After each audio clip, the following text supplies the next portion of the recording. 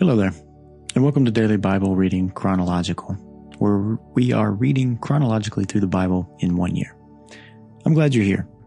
Today, we're going to be reading Genesis 28 through 30, and it will be read from the New Revised Standard Version, Updated Edition. Let's dive in. Then Isaac called Jacob and blessed him and charged him, "You shall not marry one of the Canaanite women. Go at once to Paddan Aram, to the house of Bethuel, your mother's father, and take as a wife from there one of the daughters of Laban, your mother's brother. May God Almighty bless you and make you fruitful and numerous, that you may become a company of peoples. May he give to you the blessing of Abraham, to you and to your offspring with you, so that you may take possession of the land where you now live as an alien, land that God gave to Abraham." Thus Isaac sent Jacob away, and he went to Paddan Aram, to Laban, son of Bethuel the Aramean, the brother of Rebekah, Jacob and Esau's mother. Now Esau saw that Isaac had blessed Jacob and sent him away to Paddan Aram to take a wife from there, and that as he blessed him, he charged him, "You shall not marry one of the Canaanite women," and that Jacob had obeyed his father and his mother and gone to Paddan Aram. So when Esau saw that the Canaanite women did not please his father Isaac, Esau went to Ishmael and took Mahalath, daughter of Abraham's son Ishmael, and sister of Nebaioth, to be his wife, in addition to the wives that he had. Jacob left Beersheba and went toward Haran. He came to a certain place and stayed there for the night because the sun had set. Taking one of the stones off the place, he put it under his head and lay down in that place.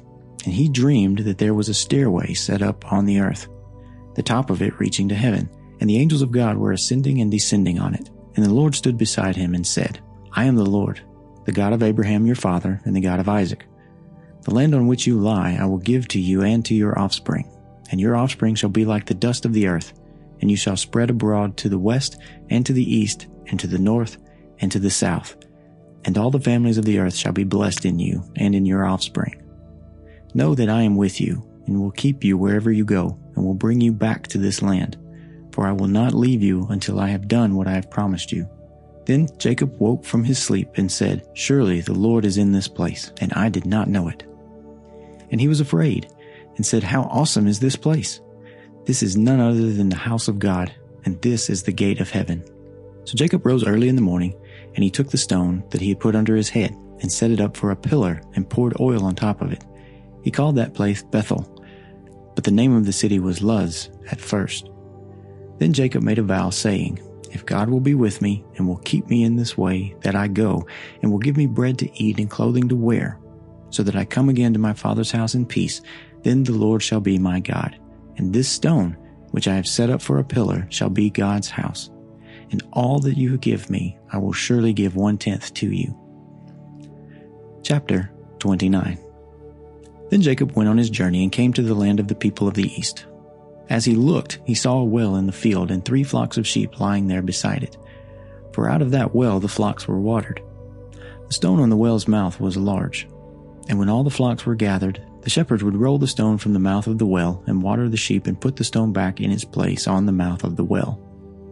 Jacob said to them, "My brothers, where do you come from?" They said, "We are from Haran." He said to them, "Do you know Laban, son of Nahor?" They said, "We do." He said to them, "Is it well with him?" "Yes," they replied. "And here is his daughter Rachel coming with the sheep." He said, "Look, it is still broad daylight. It is not time for the animals to be gathered together. Water the sheep and go pasture them." But they said, "We cannot until all the flocks are gathered together, and the stone is rolled from the mouth of the well. Then we water the sheep." While he was still speaking with them, Rachel came with her father's sheep, for she kept them. Now when Jacob saw Rachel, the daughter of his mother's brother Laban, and the sheep of his mother's brother Laban, Jacob went up and rolled the stone from the well's mouth and watered the flock of his mother's brother Laban. Then Jacob kissed Rachel and wept aloud. And Jacob told Rachel that he was her father's kinsman, and that he was Rebekah's son, and she ran and told her father. When Laban heard the news about his sister's son Jacob, he ran to meet him. He embraced him and kissed him and brought him into his house. Jacob told Laban all these things, and Laban said to him, "Surely you are my bone and my flesh." And he stayed with him a month. Then Laban said to Jacob, "Because you are my kinsman, Should you therefore serve me for nothing? Tell me, what shall your wages be?" Now Laban had 2 daughters. The name of the elder was Leah, and the name of the younger was Rachel. Leah's eyes were weak, but Rachel was graceful and beautiful. Jacob loved Rachel, so he said, "I will serve you 7 years for your younger daughter Rachel." Laban said, "It is better that I give her to you than that I should give her to any other man. Stay with me." So Jacob served 7 years for Rachel, and they seemed to him but a few days because of his love for her. Then Jacob said to Laban, "Give me my wife, that I may go in to her, for my time is completed." So Laban gathered together all the people of the place and made a feast. But in the evening he took his daughter Leah and brought her to Jacob, and he went in to her. Laban gave his maid Zilpah to his daughter Leah to be her maid. When morning came, it was Leah. And Jacob said to Laban, "What is this you have done to me? Did I not serve with you for Rachel? Why then have you deceived me?" Laban said, "This is not done in our country, giving the younger before the firstborn. Complete the week of this one, and we will give you the other also in return for serving me another 7 years." Jacob did so and completed her week. Then Laban gave him his daughter Rachel as a wife. Laban gave his maid Bilhah to his daughter Rachel to be her maid. So Jacob went into Rachel also, and he loved Rachel more than Leah. He served Laban for another 7 years. When the Lord saw that Leah was unloved, he opened her womb, but Rachel was barren. Leah conceived and bore a son, and she named him Reuben, for she said, "Because the Lord has looked on my affliction, surely now my husband will love me." She conceived again and bore a son, and said, "Because the Lord has heard that I am hated, he has given me this son also," and she named him Simeon. Again she conceived and bore a son, and said, "Now this time my husband will be joined to me, because I have borne him 3 sons." Therefore he was named Levi. She conceived again and bore a son, and said, "This time I will praise the Lord." Therefore she named him Judah. Then she ceased bearing. Chapter 30. When Rachel saw that she bore Jacob no children, she envied her sister, and she said to Jacob, "Give me children, or I shall die." Jacob became very angry with Rachel and said, "Am I in the place of God, who has withheld from you the fruit of the womb?" Then she said, "Here is my maid Bilhah. Go into her, that she may bear upon my knees, and that I too may have children through her." So she gave him her maid Bilhah as a wife, and Jacob went into her. And Bilhah conceived and bore Jacob a son. Then Rachel said, "God has judged me, and has also heard my voice and given me a son." Therefore she named him Dan. Rachel's maid Bilhah conceived again and bore Jacob a second son. Then Rachel said, "With mighty wrestlings I have wrestled with my sister, and have prevailed." So she named him Naphtali. When Leah saw that she had ceased bearing children, she took her maid Zilpah and gave her to Jacob as a wife. Then Leah's maid Zilpah bore Jacob a son, and Leah said, "Good fortune." She named him Gad.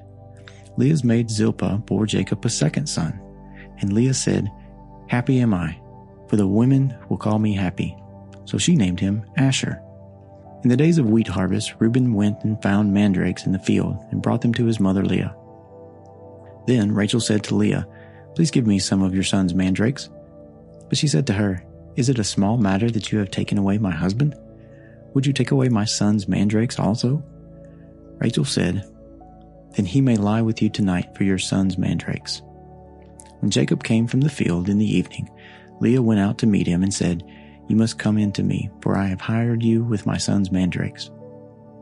So he lay with her that night. And God heeded Leah, and she conceived and bore Jacob a 5th son. Leah said, "God has given me my hire, because I gave my maid to my husband." So she named him Issachar. And Leah conceived again, and she bore Jacob a 6th son. Then Leah said, "God has endowed me with a good gift. Now my husband will honor me, because I have borne him 6 sons." So she named him Zebulun. Afterwards she bore a daughter and named her Dinah. Then God remembered Rachel, and God heeded her and opened her womb. She conceived and bore a son and said, "God has taken away my reproach." And she named him Joseph, saying, "May the Lord add to me another son." When Rachel had borne Joseph, Jacob said to Laban, Send me away, so that I may go to my own home and country. Give me my wives and my children for whom I have served you, and let me go. For you know very well the service I have given you. But Laban said to him, If you will allow me to say so, I have learned by divination that the Lord has blessed me because of you. Name your wages, and I will give it. Jacob said to him, You yourself know I have served you, and how your livestock have fared with me. For you had little before I came, and it has increased abundantly. And the Lord blessed you wherever I turned. But now, when shall I provide for my own household? He said, What shall I give you? Jacob said, You shall not give me anything. If you will do this for me, I will again feed your flock and keep it. Let me pass through all your flock today, removing from it every speckled and spotted sheep, and every black lamb, and the spotted and speckled among the goats, and such shall be my wages. So my honesty will answer for me later, when you come to look into my wages. Every one that is not speckled and spotted among the goats, and the black among the lambs, if found with me, shall be counted stolen. Laban said, Good, let it be as you have said. But that day Laban removed the male goats that were striped and spotted, and all the female goats that were speckled and spotted, every one that had white on it, and every lamb that was black, and put them in charge of his sons. And he set a distance of 3 days' journey between himself and Jacob, while Jacob was pasturing the rest of Laban's flock. Then Jacob took fresh rods of poplar and almond and plane, and peeled white streaks in them, exposing the white of the rods. He set the rods that he had peeled in front of the flocks in the troughs, that is, the watering places, where the flocks came to drink. And since they bred when they came to drink, the flocks bred in front of the rods, and so the flocks produced young that were striped, speckled, and spotted. Jacob separated the lambs and set the faces of the flocks toward the striped, and the completely black animals in the flock of Laban. And he put his own droves apart, and did not put them with Laban's flock. Whenever the stronger of the flock were breeding, Jacob laid the rods in the troughs before the eyes of the flock, that they might breed among the rods. But for the feebler of the flock he did not lay them there, so the feebler were Laban's, and the stronger Jacob's. Thus the man grew exceedingly rich, and had large flocks, and male and female slaves, and camels, and donkeys. Thus ends the reading for today. I'm glad you joined us. I'd like to ask you to do a favor. Leave us a comment of one thing that you're grateful for. Gratitude is such a big part of life. We need to spread that as much as possible. Thank you for joining us. We'll talk to you tomorrow.